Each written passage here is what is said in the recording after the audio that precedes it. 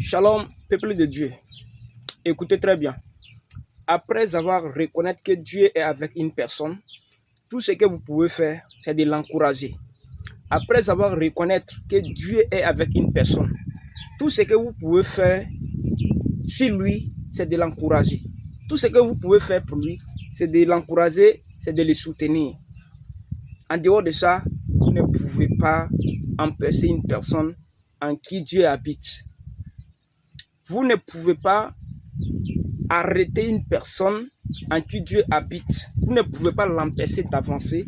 Vous ne pouvez pas l'arrêter par tout ce que vous allez faire sur lui.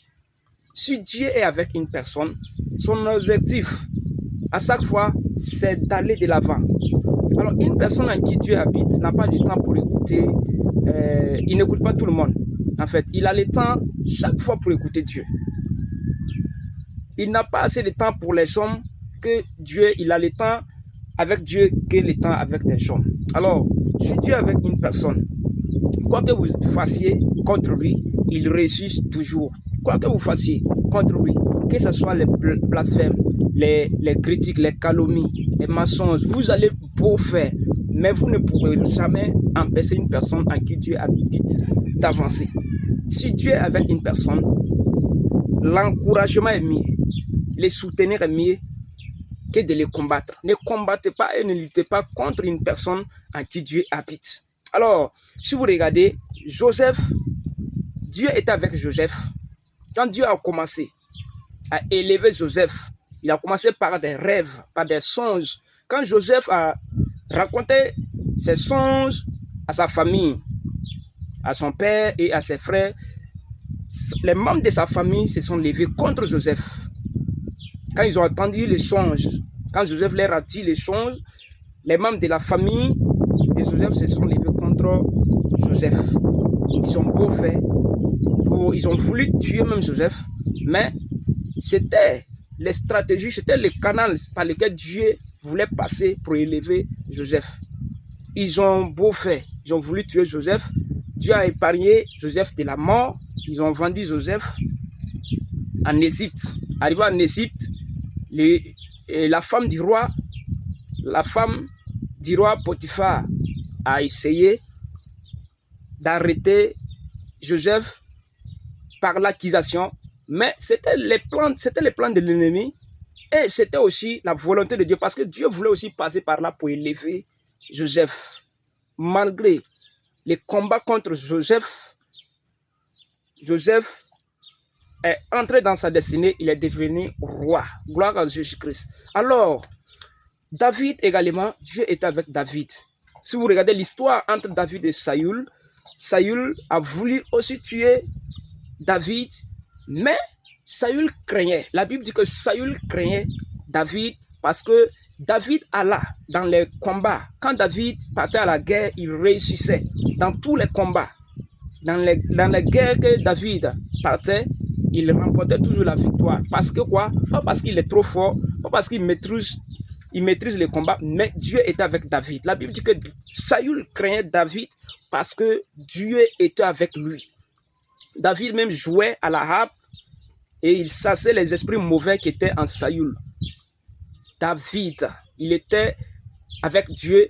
Disons que Dieu était en David, Dieu est avec David. Alors si Dieu est avec toi, les hommes ne peuvent pas arrêter une personne en qui Dieu habite. Si Dieu est avec une personne, encouragez-le. Vous ne pouvez pas l'empêcher, vous ne pouvez pas l'arrêter. Alors, il y a un proverbe qui dit, il est difficile de convaincre une personne qui ne veut pas abandonner. Il est difficile de convaincre celui qui ne veut pas abandonner. Frères et sœurs, alors cherchons la présence de Dieu dans la vie chrétienne, dans la vie du militaire, cherchons la présence de Dieu. L'une des choses qu'il faut dans les combats spirituels, c'est d'assurer la présence de Dieu. L'une des choses qu'il faut dans les ministères, dans les prophétiques, dans l'évangélisation, dans les doctorats, dans tout ce que nous avons dans les ministères. Qui que tu es dans les ministères, l'une des choses qu'il faut, c'est la présence de Dieu, c'est d'assurer la présence de Dieu. Si Dieu est avec toi, que tu sois chanteur, que tu sois pasteur, prophète, docteur, que tu sois apôtre, que tu sois évangéliste, si la présence de Dieu est assurée, si Dieu est avec toi, tu vas arriver, tu vas entrer dans ta destinée.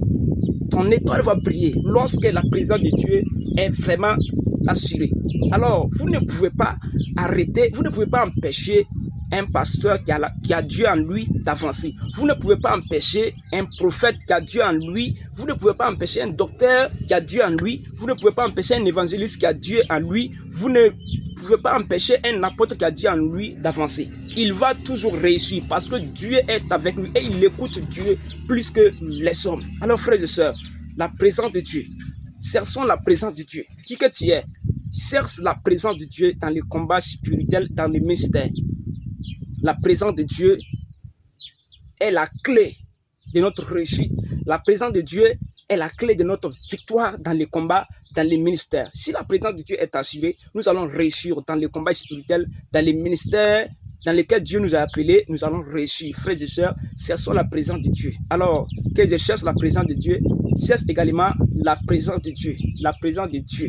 Si la présence de Dieu est là, si Dieu est avec toi, il faut sourire, il faut te réjouir parce que tu vas arriver jusqu'au bout. Tu vas arriver jusqu'au bout.